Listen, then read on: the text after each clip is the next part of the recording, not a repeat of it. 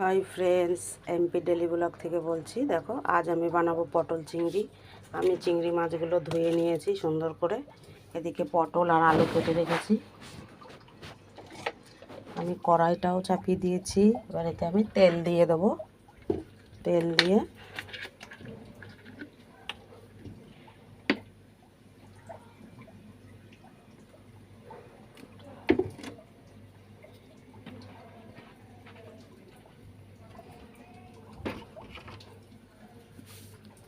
তেলটা গরম হলেই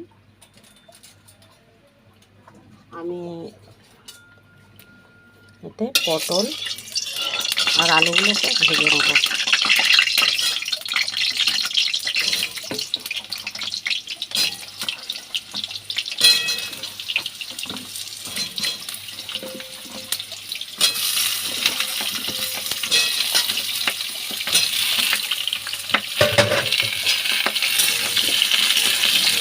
আমি আলু আর পটল একসাথেই ভেজে নেব।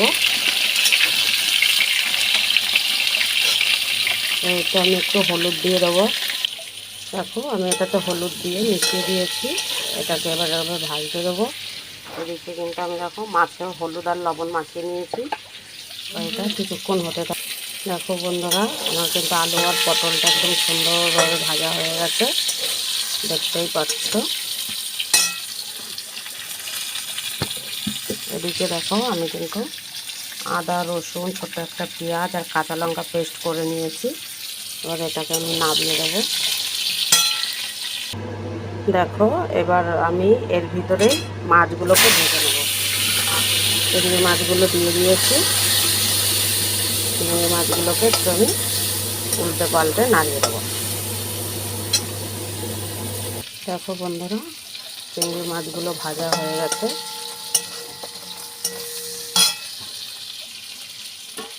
এবার আমি মাছগুলো নামিয়ে নেব।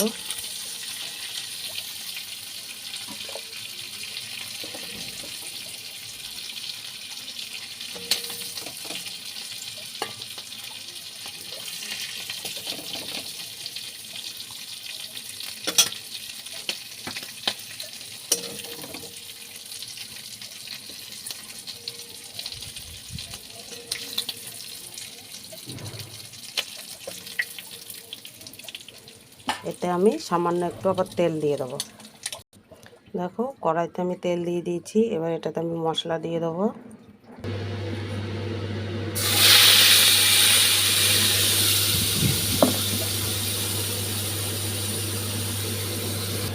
দেখো, মশলাটা আমি দিয়ে দিয়েছি। দেখো, এতে আমি হলুদ লবণ আর জিরের গুঁড়ো দিয়ে দিয়েছি। মশলাটাকে একটু কষে নেব।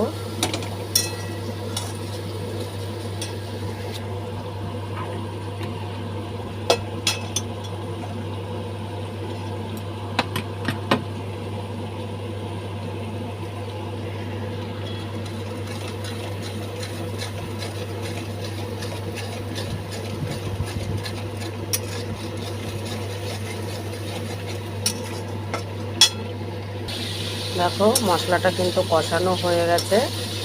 এবার আমি এতে দিয়ে দেবো পটল আর আলুটা, যেটা ভাজা করে রেখেছিলাম,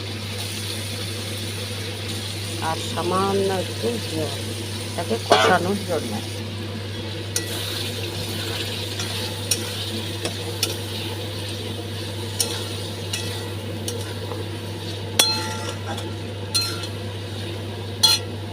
এটা একটু কষাতে হবে। দেখো, এটা কিন্তু কষানো হয়ে গেছে। এখনই এর কালারটা দেখেছো কেমন এসছে, খুব সুন্দর। আমি কিন্তু একটু লঙ্কার গুঁড়ো ইউজ করিনি। এবার এটাতে আমি জল দিয়ে দিলাম।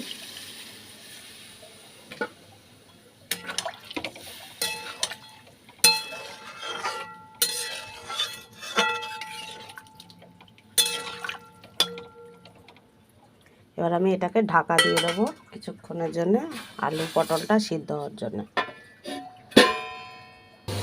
দেখো, তরকারিটা কিন্তু হয়ে এসছে। আমি ঢাকনাটা এখনই খুললাম। দেখো, আলু ঠালু সব সিদ্ধ হয়ে গেছে। এবার আমি এর ভিতরে চিংড়ি মাছটা দিয়ে দেবো।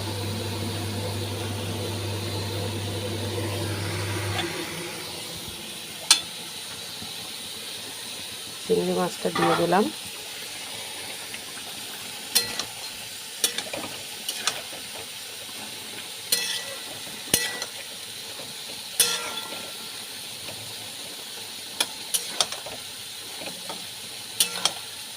চিংড়ি মাছ দিলেই তরকারির স্বাদ অনেক বেড়ে যায়।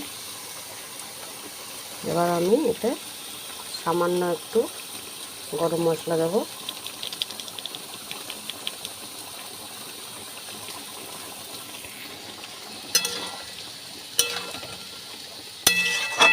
দেখতেই পাচ্ছ এর কালারটা কত সুন্দরই এসছে, খুবই সুন্দর এসছে এর কালারটা। খেতেও কিন্তু সেই রকম স্বাদ হবে। এটা কালার দেখে বোঝা যায় যে তরকারিটা ভালো হবে কি খারাপ হবে। তোমরাও এইভাবে বাড়িতে বানিয়ে খেয়ে দেখো, আশা করি তোমাদের সবারই ভালো লাগবে। আর একটু ঝোলটা কমিয়ে নামিয়ে দেবো। তরকারিটা আমার হয়ে গেছে।